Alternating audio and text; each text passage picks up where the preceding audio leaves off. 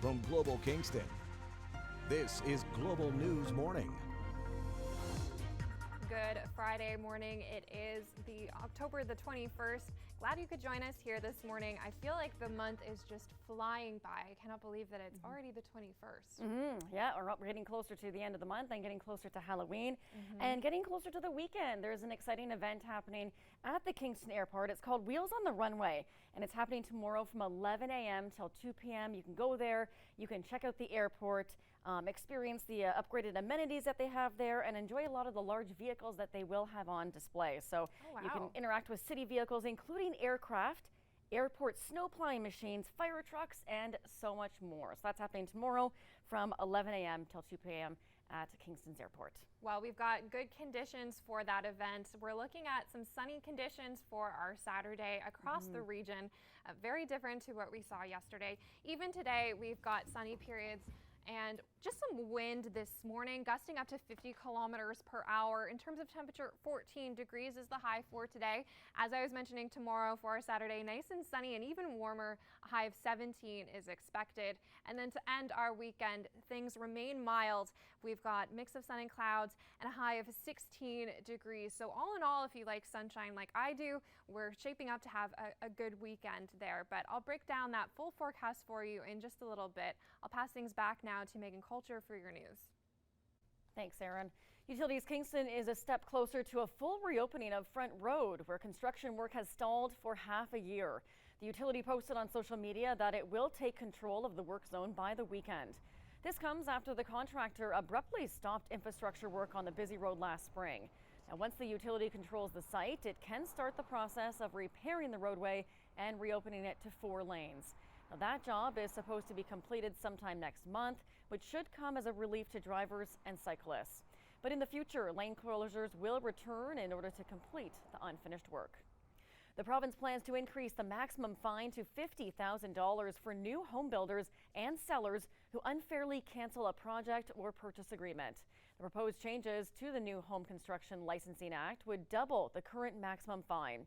They would also double penalties for individual developers who repeatedly violate the new Home Construction Licensing Act to $100,000 and to $500,000 for corporations.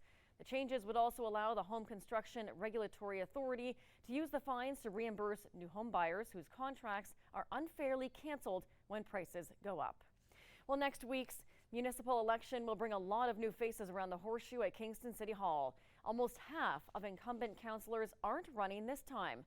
Megan King speaks with some of the outgoing politicians about their time in office. Kingston City councillors that served from 2018 to 2022 faced a term like no other council has experienced, featuring the COVID-19 pandemic and ongoing drug poisoning and housing crises among city issues. Now gearing up for Monday's municipal election, half of the current councillors will not be seeking re-election. I was fortunate in the last 4 years. I worked on 2 jobs that I'm really passionate about, but it really led to a life that had no balance. For many councillors, the workload alongside other jobs and responsibilities proves difficult. It's going to be hard to not continue in that role. It was a big part of my life. It's a 24/7 job, really. I mean, it's at least you certainly feel the responsibility and you feel the honor, all the time. So I'll be sad, but I will be glad to have some of that time back as well. Among those no longer seeking a seat around the Horseshoe is Jim Neal. After 18 years as a city councillor, now fully retired from teaching, Neal plans to travel. Being on city council is a full-time, part-time job, so it's just about impossible to work in travel with that. So that was my primary reason. And I think it's time for more fresh faces on council and more women on council as well. Doherty, Holland, and Neal are joined by Simon Chappell, Robert Kiley, and Rob Hutchison in not running for another term, but remain proud of their achievements. A lot of great work actually continued, and that was a collaborative effort between all councillors, city staff, and it took a lot to keep moving during the pandemic, but we managed to do it. I'm really proud of the working relationships that we had as a council. I think we worked well together. I think we were very productive and cooperative, and we knew when the public wanted us to go in a certain direction, and we worked to find a way forward. As for advice from the outgoing councillors to the incoming, Doherty says listen to each other, be respectful, and work as a team, because that's how you get more done. Megan King, Global News, Kingston. Municipal politics in Ontario are supposed to be free of party politics, but many local candidates have strong ties to provincial and federal parties.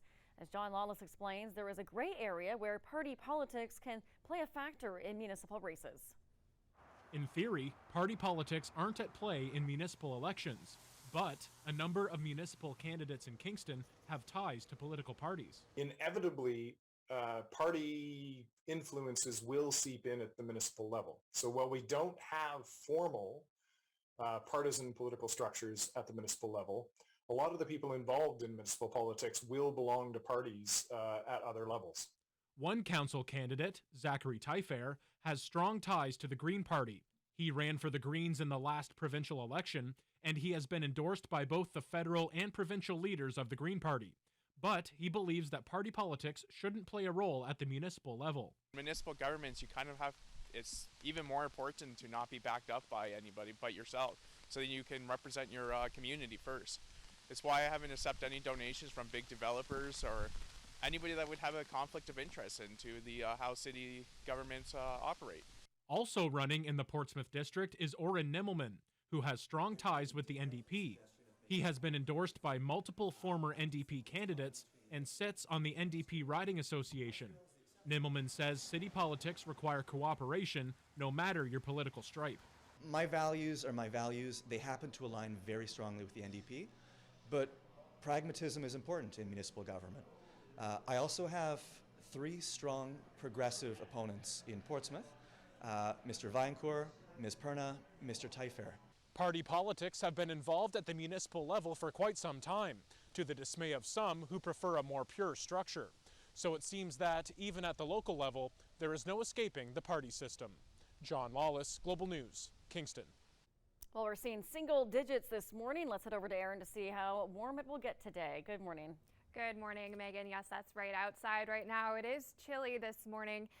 You can see Belleville -1 degrees, Kingston warmer at 4, Brockville and Smiths Falls around the freezing mark there. Our Futurecast images here showing us that for our Friday, we've got a mix of sun and clouds. So we've got some sunny periods in there, and our temperature is going to get to a high of around 14 degrees. Saturday, as you can see, nice and sunny conditions as well. And then on Sunday, mix of sun and clouds. All 3 of those days, as you can see here, Belleville, above seasonal average. The average is 12 degrees, 15 for your Friday, 17 for your Saturday, and Sunday 18 degrees, so well above average to end your week.